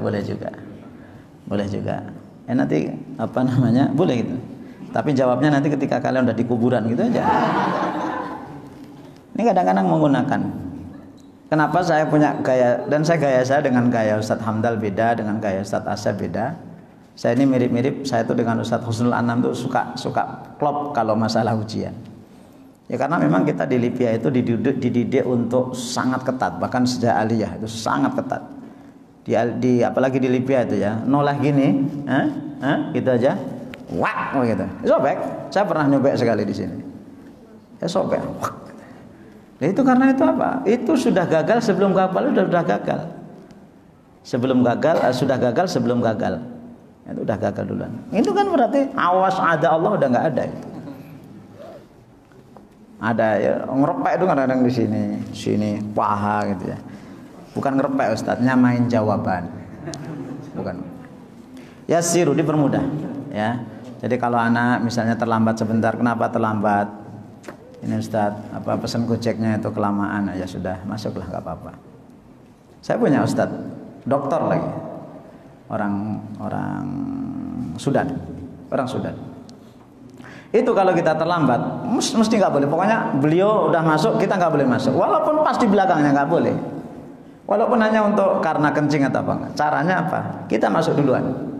Begitu masuk duluan, beliau masuk ngabsen, ngobrol bentar, Ustadzin ilal hammam. Oh, itu caranya gitu. Itu ada model seperti itu. wala tu'assiru, dan jangan dipersulit. Ya. Hari ini jawab soal harus pakai warna biru. Ustaz, saya nggak punya warna biru. Keluar. La haula wala quwata illa billah. La tu'assiru. Hari ini maksimal ngirim laporan tahajud maksimal jam 6 pagi. Jam 7 baru masuk. Coret. Klarifikasi kenapa? Kuota habis Ustaz. Alah, bohong. Nah, itu jangan.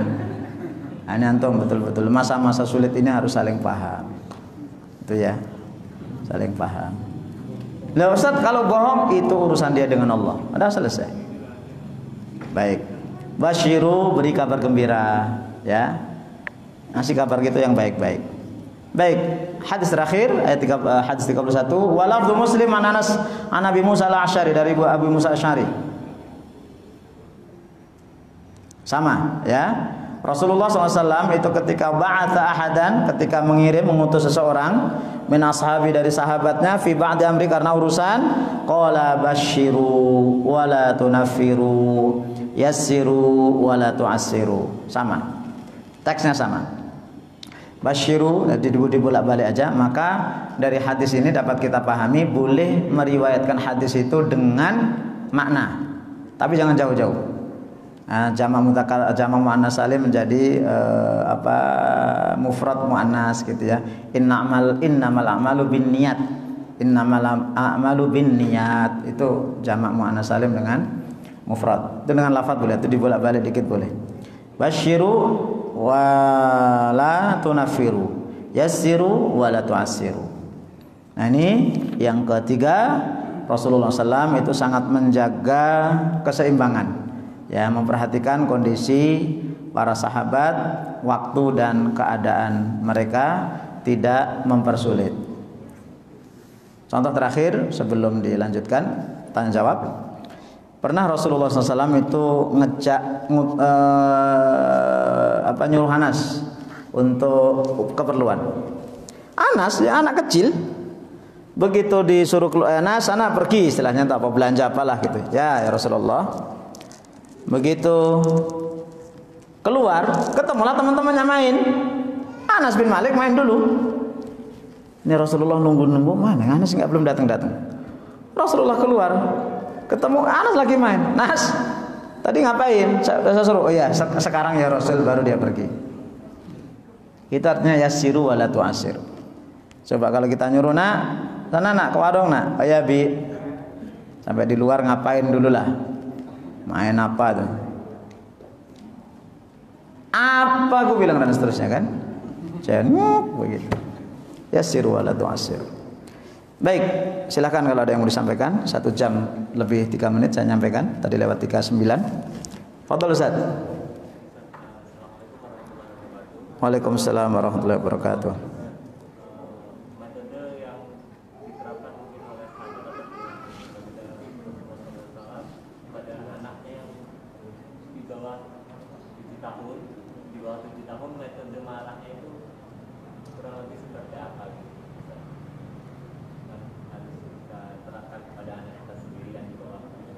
Baik,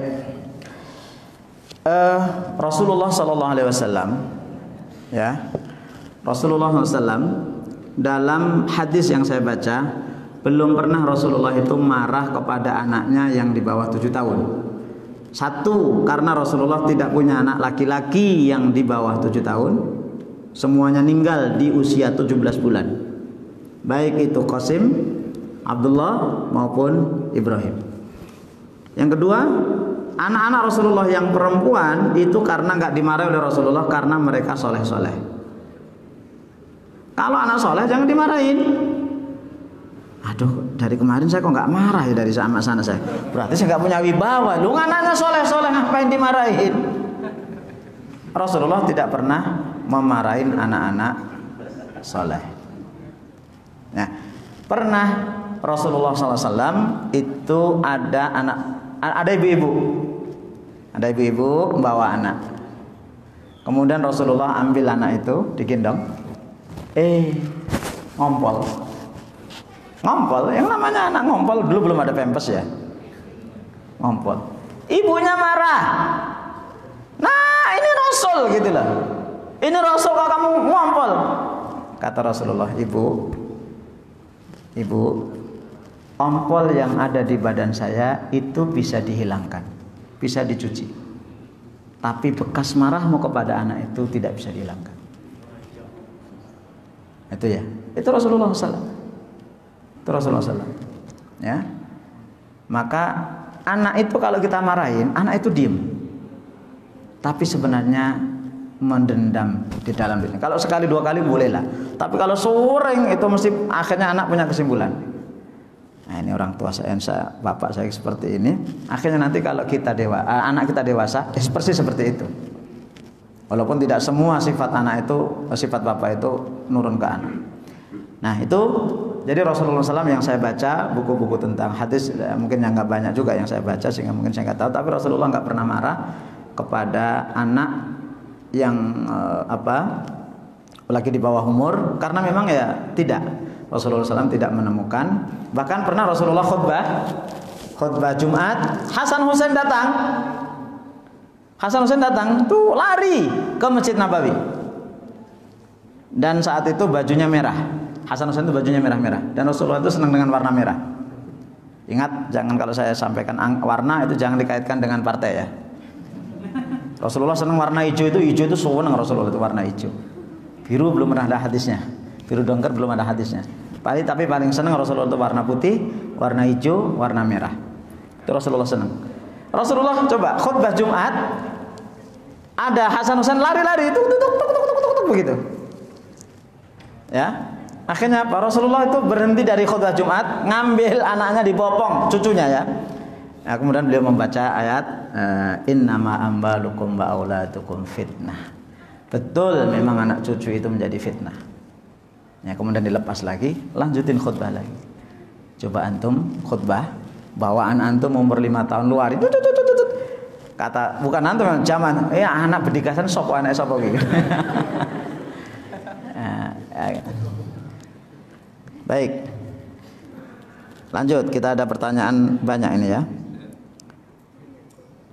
Assalamualaikum, bagaimana sikap kita ketika Rasulullah dihina seperti Presiden Perancis yang menghina Rasulullah? Apakah memboikot diperlukan? Enggak usah diboikot, antum enggak mungkin beli kok. Mahal-mahal produk Perancis itu.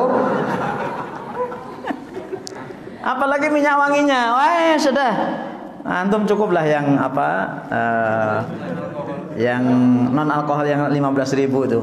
Diboikot Ustaz. Enggak, antum enggak akan kuat beli. Itu ya. Apalagi masa mau memboikot bakwan? Enggak ada bakwan dari Perancis. Baik.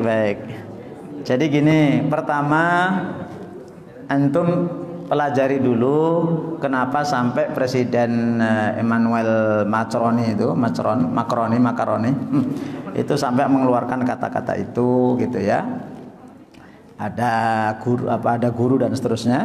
Kemudian yang kedua, antum lihat ini ceramah saya yang hari Ahad yang lalu. Itu saya menyampaikan beberapa kisah ya, bagaimana para sahabat itu cinta kepada Rasulullah SAW. Ya, saya sampaikan aja beberapa contoh. Waktu hidup Rasulullah SAW ini kejadiannya di perang Hudaybiyah. Perjanjian Hudaybiyah tahun 6 Hijriah. Saat itu Rasul ingin umroh beserta para sahabat. Begitu nyampe di Hudaybiyah, kurang lebih sekitar 15 kilo lah dari Mekah, itu dicegat oleh orang-orang kafir. Kemudian Rasulullah SAW memerintahkan untuk tahallul. Ya, awalnya para sahabat nggak mau tahallul karena saking rindunya mereka dengan Masjidil Haram, dengan Ka'bah, dengan Baitullah. Nah, nanti ada bab cantik ya, bab yang khusus ketika suami curhat kepada istri. Selama ini yang sering curhat siapa? Istri kepada suami. Ini suami curhat kepada istri dan itu betulan curhat. Rasulullah nanti curhat kepada istrinya yang kebetulan namanya Ummu Salamah. Saat itu yang dibawa Ummu Salamah. Nah, itu enggak kita bahas, nanti bab tentang di waktu yang lain. Kemudian Rasulullah intinya beliau akhirnya tahallul, gundul. Tahallul Apa yang dilakukan sahabat? Para sahabat sebelum rambut separuh, ini separuh kanan, ingat nyukur itu ada seninya ikhwan. Yang kanan dulu, baru yang kiri. Begitu tahallul, itu rambut Rasulullah itu menjadi rebutan para sahabat. Separuh ini habis dibagi oleh orang-orang yang ikut dalam perjanjian Hudaybiyah. Separuh yang kiri khusus diberikan kepada Talhah bin Ubaidillah yang dia menjadi pahlawan dalam perang Uhud. Separuhnya ini milik Talhah. Rambutnya saja jadi rebutan. Saking cintanya Rasulullah SAW, cintanya para sahabat dengan Rasul. Kemudian yang kedua Rasulullah pernah bekam. Hari ini saya bekam, tadi saya bekam. Karena ini hari terbaik bekam tuh hari Selasa dan hari ini. Ketika bekam, darahnya itu dibuang. Ternyata diambil oleh seorang sahabat, suaminya Asma. Siapa? Suaminya Asma. Asma itu anaknya Abu Bakar. Allahu Akbar. Zubair bin Awam. Walaupun nanti di akhir cerita nanti Zubair menceraikan Asma. Zubair itu ngambil darahnya Rasulullah kemudian diminum oleh Zubair bin Awam. Kita mungkin apa itu? Ya, itulah bentuk cinta sahabat dengan Rasulullah SAW. Kemudian dalam perang Badar, terakhir dalam perang Badar itu Rasulullah ngatur soft. Yang ngatur soft, kemudian beliau pakai bil asa, pakai tongkat. Tongkat itu saat itu kena perutnya sahabat Rasulullah yang namanya Sawad bin Ghaziyah. Tek gitu ya. Yang entah sengaja atau enggak gitu ya. Kemudian selesai itu Sawad curhat kepada Rasul. Ya Rasulullah SAW, tadi engkau ini sebelum perang ya, kan dijejer dulu. Sebelum perang engkau telah menyakitiku. Apa?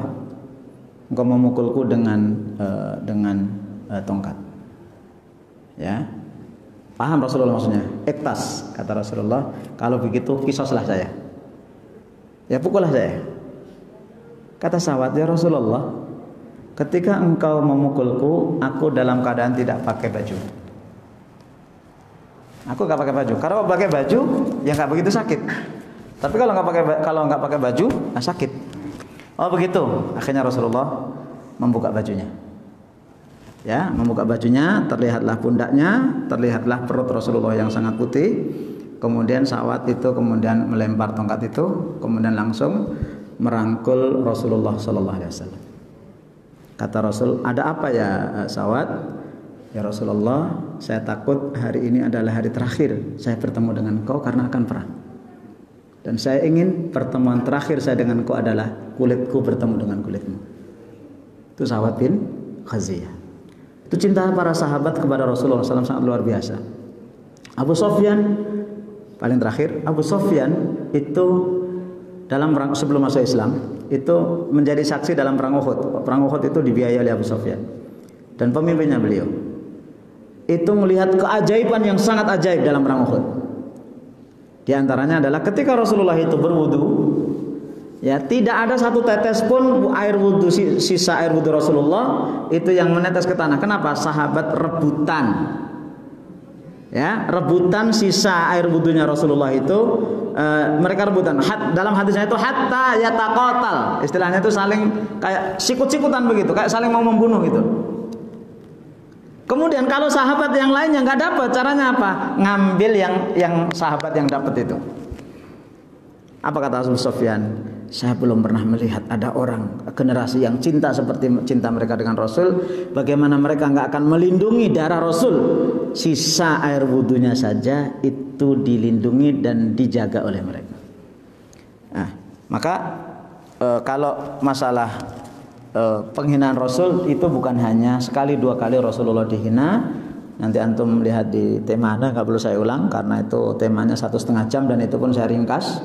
Ya, karena sebelumnya itu ada bab lagi tentang bagaimana dulu waktu Rasul itu berdakwah itu dihina. Siapa yang pertama kali menghina Rasul? Abu Lahab.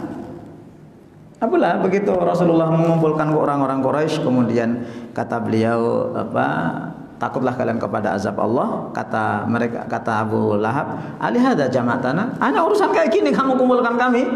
Tabban laka Muhammad, celaka kamu Muhammad. Ya. Apa kata Rasulullah? Rasulullah nggak jawab. Langsung Allah kirimkan surat, tabbat yada Abi Lahab wa tab. Nah, setelah itu diikuti oleh anaknya. Setahu saya namanya Mut'ib, itu meludahi wajah Rasulullah. Saya praktekkan begitu. Nah, Rasulullah ngusap, karena waktu itu belum boleh perang. Rasulullah berdoa, ya Allah, jangan engkau matikan orang ini kecuali dengan engkau menerkam dengan anjing-anjingmu. Betul, dia lari karena takut dengan doa itu, lari ke Syam. Di tengah jalan si Mut'ib itu diterkam oleh serigala. Nah, gitu kira-kira. Jadi pertama ya pelajari lagi Rasulullah SAW, banyak bersolawat. Ya kalau bisa boikot. Ya kalau bisa boikot. Dan itu difatwakan oleh ulama besar, namanya As-Sa'di. Antum tahu ada tafsir Aisyarut Tafasir, itu As-Sa'di, gurunya Utsaimin, itu memfatwakan tentang nih, saya teksnya saya baca nih biar antum antum semakin kuat. Nih teksnya tentang pemboikotan. Nih, ya. Nih. Qala al-alimul faqih al-'allamah Abdurrahman As-Sa'di, wal maqsud anna muqata'atal a'da bil iqtisadiyah wa tijarah wal a'mal ruknun 'azimun min arkanil jihad. Ya, bahwasanya pemboikotan itu dalam hal ekonomi, pekerjaan itu adalah termasuk rukun-rukun jihad. Ya. Silakan sebisa mungkin memboikot produk-produk Prancis, ya. Lanjut pertanyaan berikutnya. Saya selesaikan yang di sini dulu. Ustaz izin bertanya, bagaimana hukumnya seorang hamba yang seandainya sengaja membuat jidatnya hitam dengan tujuan agar dipandang sebagai orang yang alim dan beribadah? Riya. Dan yang dimaksud dengan simahum fi wujuhihim min athari sujud itu bukan jidat hitam. Ya. Akhir surat Al-Fatihah ayat 29 ayat terakhir. Ya, simahum fi wujuhihim min athari sujud, bukan jidat hitam. Tapi kalau ada jidat hitam itu adalah alami, ya sudah, enggak masalah. Bukan dengan cara sholatnya itu sebentar, nyari karpet atau tikar yang kasar, kemudian agak dipanasin, shoot begitu ya, langsung hitam. Ya, ya. Dan hanya sekali orang, masya Allah, qiyamul lailnya luar biasa. Ya, karena kalau jidat hitam itu kalau tidak hati-hati itu ada unsur riyanya. Ya, ada unsur riyanya. Maka kalau yang sudah jidat hitam ya sudah, nggak apa-apa. Jangan kemudian malu, enggak ditutupi gini terus. Enggak usah, biasa aja. Yang sudah ya sudahlah. Ya. Ya, dan memang amal itu sebaiknya, amal yang bukan wajib sebaiknya disembunyikan, kecuali kalau ada faktor untuk keteladanan. Termasuk salah satunya adalah qiyamul lail, itu jangan. Allahu Akbar. Nikmatnya salat tahajud, masya Allah. Padahal sudah jam 4:13. Sekarang subuh jam 4:15. Itu aja dilaporkan ke anak-anak. Turun Abi sudah ngasih contoh ke kamu. Masya Allah. Baik ya. Ustaz, mohon izin, bagaimana jika non muslim ingin membantu pembangunan masjid, apakah diperbolehkan? Ini nanti besok. Hukum sedekah dan wakaf bagi non muslim kepada muslim. Ada dua. Kalau sifatnya pribadi, individual, dan dia bukan kafir harbi, semua ulama sepakat boleh dan diterima. Saya ulangi, orang ingin non muslim, kafir lah ya, jangan non muslim lah. Khawatir nanti antum sholatnya qul ya ayyuhal non muslim. Orang kafir itu ingin sedekah, ingin wakaf, ya, itu dibagi dua. Dia sifatnya perorangan. Nah, kalau sifatnya perorangan, kalau dia itu adalah kafir zimmi, kafir yang tidak sewenang-wenang, kafir yang tidak membahayakan, semua ulama sepakat boleh diterima asal untuk kebaikan. Ya, asal untuk kebaikan. Apalagi ini untuk masjid. Tapi kalau yang sifatnya lembaga, ya, atau kata yang kedua, kalau kafirnya kafir harbi, itu tidak boleh. Kenapa? Dikhawatirkan sesudahnya. Kalau yang sifatnya lembaga, ya, lembaga yayasan, itu tidak boleh. Karena lembaga itu tidak ketahuan mana orang baik, mana tidak baik, apa tujuannya. Tapi kalau sifatnya pribadi-pribadi, dibolehkan. Baik. Bismillah. Izin di luar, di luar. Kalau bayi baru lahir umur 4 hari lalu meninggal, harus akikah? Antum baca di buku agak gatel.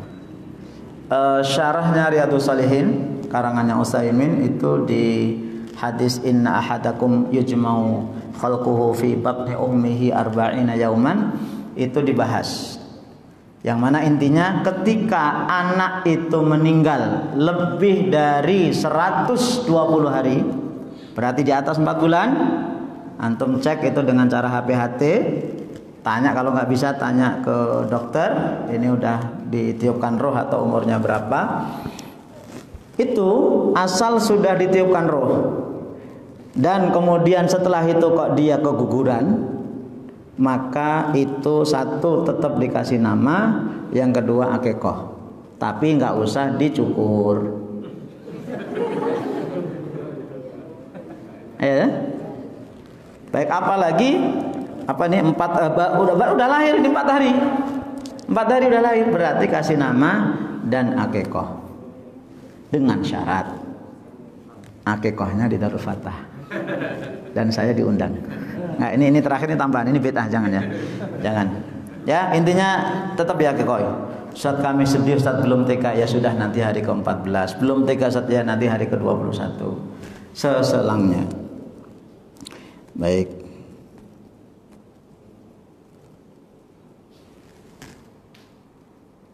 Oh, bukan.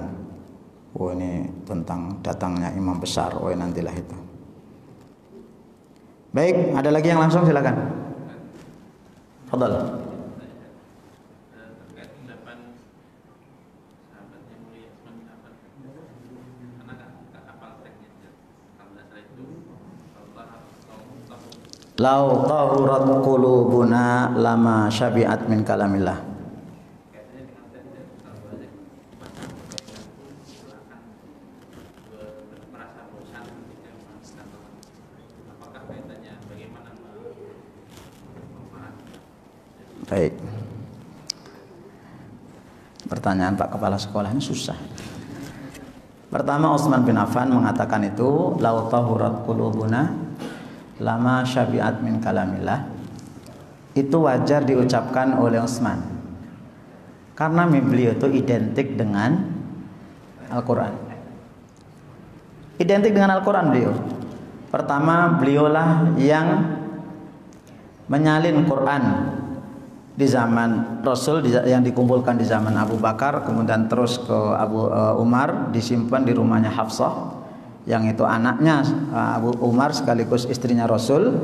Begitu Utsman jadi khalifah, maka salinan itu diminta, diketuai oleh Zaid bin Sabit, kemudian digandakan jadi 6 atau 5. Nanti coba antum bayangkan, dulu belum ada persetakan. Jadi tulis. Maka dulu itu ulama itu kalau belajar, sistemnya apa yang diucapkan ustadz itu ditulis. Ya, nanti dinukil. Maka ada cerita karena salah nulis, salah titik, itu jadi korban. Ya. Al-hayatus sauda syifa'un min kulli da'. Akhirnya dia nyari ular hitam, ular kobra.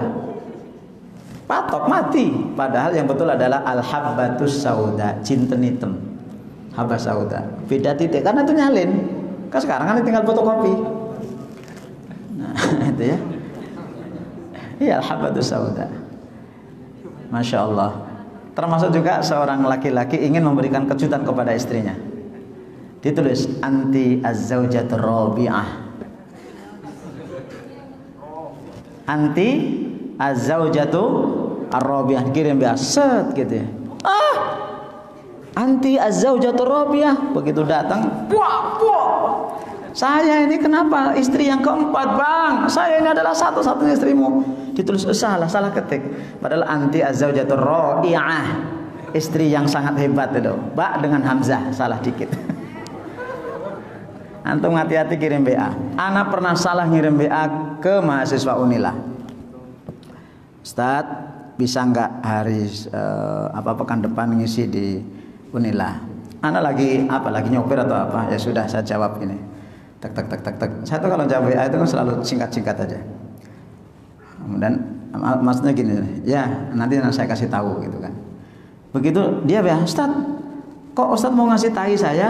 Ternyata dengan I kan berdampingan ya. Sebelah kanan atas itu kan, dengan I.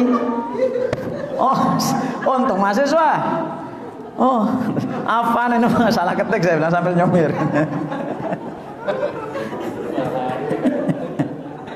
Aduh. Pernah saya, mohon maaf, jangan sampai kejadian. Saya WA-an sama istri, saya di mana, istri di mana. Istri jawab, kemudian saya jawab dengan bahasa mesra. Begitu saya buka, itu di grup keluarga. Astagfirullahaladzim, ya sudah. Grup keluarga kami ada keluarga grup. Waktu itu Mahmud kayaknya belum gabung, jadi nggak tahu ya. Lanjut. Pertanyaan tadi apa ya? Saya sampai situ tadi apa ya? Utsman bin Affan, baik. Ya, nanti dikirim ke Mekah, kemudian dikirim ke Basrah, nanti dikirim ke Syam, ya, kemudian nanti ada yang mengatakan dikirim ke Mesir, kemudian nanti di Madinah satu, dan untuk beliau sendiri itu satu. Nah, dan beliau sangat wajar ucapan itu disampaikan oleh beliau karena beliau itu adalah orang yang sangat konsen dengan Quran. Bahkan beliau ketika meninggal dunia itu dalam keadaan membaca Quran. Surat Al-Baqarah. Ya, Al-Baqarah baca, orang Khawarij masuk. Padahal Utsman itu sudah ngedem-dem. Ya, karena ada isu Utsman bin Affan ini kaya karena jadi khalifah. Padahal Utsman bin Affan itu sebelum lahir sudah kaya. Dan nggak kerja aja sudah kaya. Itu Utsman bin Affan. Nah, tahu-tahu dibunuh. Nah, ketika dibunuh itulah istrinya menjadi pahlawan. Siapa namanya? Nailah bintul Farofisah. Itu sampai tangannya itu potong. Ada buku judulnya Mi'atu Kisah wa Kisah min Hayati Utsman, 101 kisah Utsman. Itu di bab menjelang terakhir kalau nggak salah itu dikisahkan itu. Kemudian pedang kena dadanya Utsman. Dan Utsman saat itu sedang baca Quran dan darahnya itu muncrat ke Quran itu, dan Quran itu sampai sekarang masih ada di Turki. Darahnya itu masih ada. Dan darahnya itu pas mengenai firman Allah, fasayakfikahumullah wa huwas samiul alim, berarti akhir juz 1 wa huwas sibghatullah dan seterusnya. Itu pantas diucapkan oleh Utsman bin Affan. Kenapa? Karena memang Utsman adalah orang yang sangat peduli dengan Quran. Nah, maksudnya adalah lau tahurat, jika hati kita suci, lama syabi'at, tidak akan pernah kenyang dari Quran. Artinya orang itu kalau jiwanya itu suci ingin selalu bersama dengan Quran. Ini tidak menjadikan bukan berarti orang itu bosan. Ya, baca Quran kadang-kadang membosankan. Tapi membosankan bukan kemudian ditinggal. Biasanya membosankan itu dalam arti satu, kelelahan. Yang kedua, suaranya habis. Antum coba usahakan semaksimal mungkin antum tilawah Quran, entah tilawah atau murojaah, sampai suara antum habis. Dicek dicoba sekali aja. Diulang, 1 juz masih, 2 juz masih jalan, 3 juz sampai gitu. Nah, cuma kita baru 1 halaman sudah kenapa? 1 nggak pernah baca Quran, yang kedua sering minum es, yang ketiga sering minum gorengan. Begitu. Udah. Betul ya? Betul. Makan gorengan masuknya. Itulah kira-kira. Nah, jadi sama sekali tidak bertentangan. Kenapa? Tadi maksimal seseorang baca Quran itu 3 hari khatam. Antum coba aja. Antum coba ketika libur ya, tur dari maghrib. Ingat, hari itu dimulai dari maghrib. Begitu azan maghrib, bismillahirrahmanirrahim, Al-Fatihah, Alif Lam Mim Dzalikal Kitabul La Raiba Fihi, dengan cara yang cepat. Jangan dengan cara yang lambat. Alif Lam, dia hitung 6. Alif Lam Mim. Itu ada cepat, ada lambat, ada sedang. Lambat untuk ngajar, sedang untuk sholat, cepat untuk murajaah. Itu antum tepatkan, jangan dibolak-balik. Ngajar cepat, giliran jadi imam lama sekali. Lama itu lama banget ya. Baik, terus 3 hari antum cek, antum coba ya, dicoba antum mentoknya sampai berapa sih gitu loh. Antum tahu kekuatan antum itu. Saat kan la yukallifullahu nafsan illa wus'aha, tempatkanlah ayat itu pada tempatnya. Nyoba aja belum sudah la yukallifullahu nafsan illa wus'aha. Coba begitu mentok, ya Allah, ternyata saya hanya bisa sehari semalam hanya 15 juz. Hanya 15 juz misalnya. Ya. Dicek misalnya itu. Imam Syafi'i kan setiap hari kan khatam kalau Ramadan. Kayak bisa nggak ya? Oh ternyata nggak bisa. Sudah, berarti mentok kita sampai di situ. Mentok kita sampai di situ. Nah tapi kalau maksimal jangan dicoba. Saya alhamdulillah ya, setahun nggak tilawah Quran bisa juga ya. Jangan dicoba. Itu memadukan itu maksimal 3 hari, paling lambat 1 bulan. Ya nanti kapan-kapan kita berbagi cara khatam Quran lah ya. Nanti di lain waktu insya Allah. Itu terus ada nggak ini? Assalamualaikum Ustadz. Apakah orang yang sudah banyak pekerjaan bisa menyelesaikan hafalan Quran? Jika bisa, bagaimana murojaah? Nanti dalam waktu Ustaz Fatur Rahman, bab-bab tentang seperti ini nanti jangan sekarang ya. Ini udah tua gimana hafalan Quran, nanti banyak itu kisah-kisah seperti itu. Sering saya ditanya, Ustaz, umur terbaik ngafal Quran itu kapan? Kira-kira umur berapa? Anak-anak. Saya selalu jawab umur sekarang. Anak-anak, begitu jawab anak-anak, kami udah dewasa, udah tua Ustaz. Enggak. Sekarang, umur sekarang, berapapun umurnya. Baik, ada lagi yang langsung? Satu terakhir, fadhil.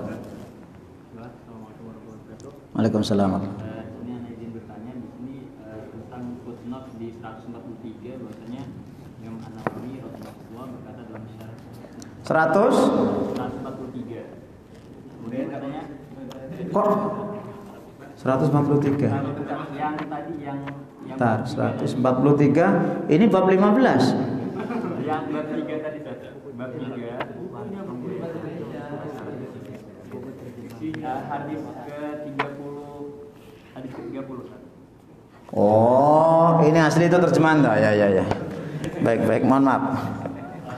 Bahwasanya beliau berkata dalam hadis ini tergantung perintah agar memberi kabar gembira akan adanya karunia Allah, keagungan pahalanya, limpahan karunia-Nya dan keluasan rahmat-Nya. Dan jadi dalam penerapan pembelajaran itu untuk mukaddimah seperti itu seperti apa Ustaz? Karena anak pernah membaca mukaddimah kadang di buku-buku terjemahan itu sangat menenteramkan hati gitu, dengan pengantar-pengantar, kemudian dengan retorika dari penulis buku itu bagus banget di sana. Dan ini kalau untuk kita terapkan dalam pembelajaran kepada siswa itu seperti apa sih? Assalamualaikum warahmatullahi wabarakatuh. Jadi mukaddimah itu penting. Maka Al-Fatihah itu menjadi selalu di pertama. Karena jadi mukaddimah. Nah, antum itu kalau menyampaikan materi itu buat semuanya standar. Standar semua ustaz standar. Mukaddimahnya apa? Ikhlasun niyah. Bab mengikhlaskan niyah. Bahkan bab mengikhlaskan niyah itu bisa jadi materi 1 semester. Iya, ayatnya, hadisnya, tafsir ayat, tafsir hadis, kisahnya, kisah orang-orang ikhlas dalam belajar, termasuk hadis man talaba ilman mimma yubtagha bihi wajhullah la yata'allamuhu illa li gharadin minad dunya lam tajid arfal jannah yaumal qiyamah. Siapa orang yang mencari ilmu yang seharusnya untuk mencari ridha Allah tapi hanya untuk urusan dunia, dia nggak akan mencium bau surga. Itu kan harus kita sampaikan. Itu yang pertama. Kemudian yang kedua, antum ngajar apa? Ngajar apa? Antum sampaikan manfaatnya. Manfaat sekarang dan yang akan datang. Goalnya itu apa? Itu yang saya dulu banyak nggak dapat. Hanya belajar aja. Saya ngapal aja, tapi manfaatnya apa sih? Nggak dapat. Itu tolong jangan diulang lagi seperti itu. Antum, kenapa kita belajar bahasa Indonesia, nak? Nih belajar bahasa Indonesia itu gini loh. Ya, nanti antum kalian akan bersama dengan orang. Kalian bisa jadi akan keluar negeri, tunjukkan bahasa Indonesia. Kalian nanti akan menikah, bagaimana komunikasi dengan istri. Itu ditanamkan terus dan sering, dan tidak hanya sekali. Nanti kalau pas ada momen tanamkan lagi. Saya dulu waktu SMP diajari yang namanya trigonometri. Saya waktu itu nggak ngerti untuk apa sih, orang cuma segitiga, ya ini ketahuan derajatnya berapa, sinus berapa gitu dah. Udah habis itu nggak diajarin, udah gitu aja, mulek aja ya. Walaupun mohon maaf nilai saya juga bagus gitu ya. Iya, nilai saya bagus trigonometri. Dulu pakai log apa itu?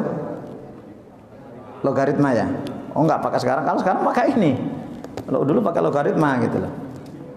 Hafalnya paling sin 45, sin 90, udah itu aja. Itu loh sinus kosinus tangen kotangin itu kan. Lihat ternyata habis belajar di SMP, saya ke SMA, saya ngambil biologi. Ketemu lagi tapi nggak sering dulu. Udah habis itu saya tinggal. Tahun 2004 apa 2005 saya gabung dengan Badan Hisab Ru'yah Lampung, anggota. Kita dikirim ke Jakarta. Belajarlah tentang menentukan waktu sholat, menentukan arah kiblat, menentukan hilal, menentukan bulan sabit. Ternyata pakai itu sinus kosinus tangen kotangen, ya Allah, ini tuh maksudnya. Maka itu yang menemukan kan muslim. Antum nanti cari lagi yang menemukan muslim. Itu tolong itu sampaikan ke anak-anak. Kemudian kedepannya itu kalian belajar apa? Kimia. Belajar kedepannya apa? Kalian akan bikin bom, nah. Bom orang kafir itu. Nah, misalnya. Tapi antum ukur lah kira-kira anaknya itu. Kan anak SMP, SMA itu kan paling cepat untuk dikobarkan seperti itu. Jangan yang tua-tua, bapak-bapak kita belajar kimia. Ini udah tua-tua, nggak usah dibom, udah mati dia. Ya. Dia itu hubungkan semua materi itu, satu dengan Allah, yang kedua dengan kebesaran Islam. Ya, dengan kebesaran Islam. Itu ya, walaupun saya nggak ngerti materi-materi, nanti bisa lah Ustaz konsultasi, Ustaz ini gimana cara menghubungkannya. Ayo insyaallah. Baik. Cukup ya, insyaallah nanti Ustaz Fatur Rahman mungkin akan menyediakan waktu khusus tentang Al-Quran, termasuk belajar, menghafal, murojaah dan seterusnya. Baik, subhanakallahumma hamdika, asyhadu an la ilaha illa anta, astaghfiruka wa atubu ilaik. Assalamualaikum warahmatullahi wabarakatuh. Terakhir mohon maaf terutama kepada para ustadzah. Ini ada